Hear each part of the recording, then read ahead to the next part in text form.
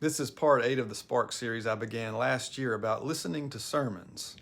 This one I've entitled Prophetic Preaching, following the recent study I led of Walter Brueggemann's The Prophetic Imagination. I want to show you how I recently attempted to preach prophetically. I say attempt because that's all a sermon ever is, an attempt to convey what God wants to say to us. Prophets, according to Brueggemann, speak in two categories, lament and hope.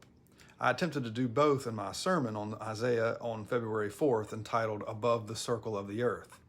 The first half of the sermon was composed of laments for what we human beings have done to God's creation. I drew from authors Wendell Berry and Ta-Nehisi Coates, as well as from my own observations and grief.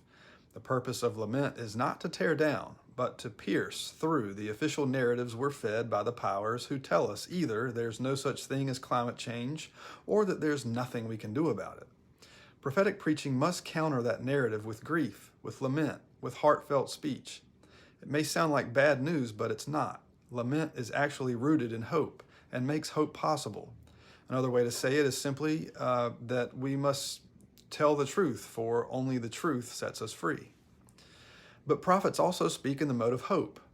So in the latter half of my sermon, I switched to hope mode, drawing from prophets like the late singer-songwriter John Prine. I concluded the sermon by pointing to the prayer pavilion at the UN Climate Conference as both a practical example of hope, as well as a metaphor of hopeful prophetic speech right in the midst of the powers. The sermon concludes not with my words, but the words of two women from the conference who offer hope through prayer and action.